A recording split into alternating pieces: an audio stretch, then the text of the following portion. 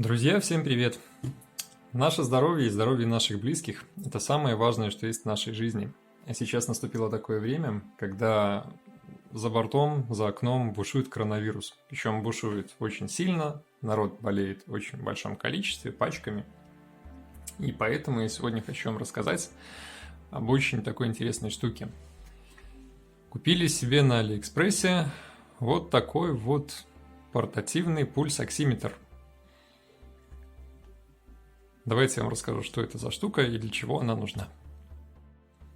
Для начала немножко теории. Значит, вообще для чего нужна эта штука, пульс-оксиметр? Она меряет сатурацию, это содержание кислорода в крови, и пульс. Для чего нам вообще нужно знать сатурацию? Если у человека случаются какие-то серьезные проблемы с легкими, например, пневмония или что-нибудь в этом роде, то в крови очень серьезно падает уровень насыщения кислорода.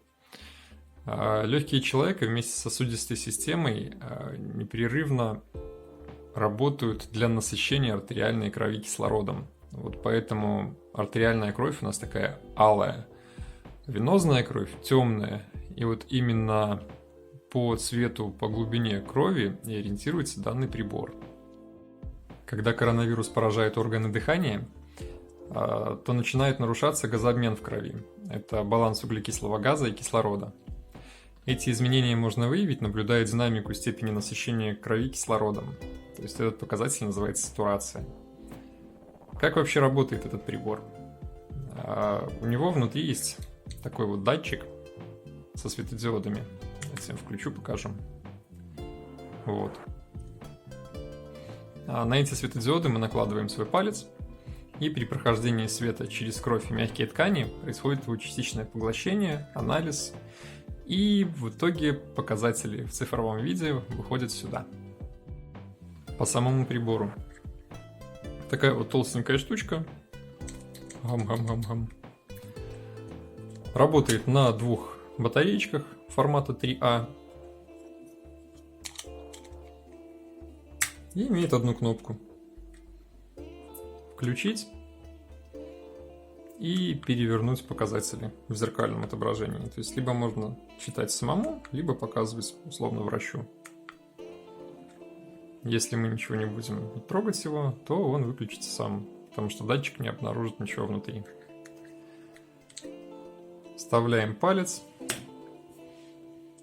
нажимаем. Вот он начинает анализировать.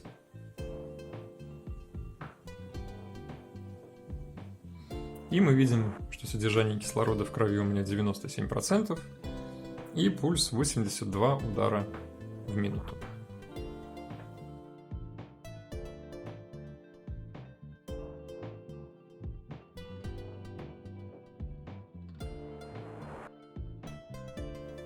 О чем нам вообще должны сказать эти показатели? При оценке показателей учитывается, что содержание кислорода в крови у здорового человека составляет от 95 до 100%.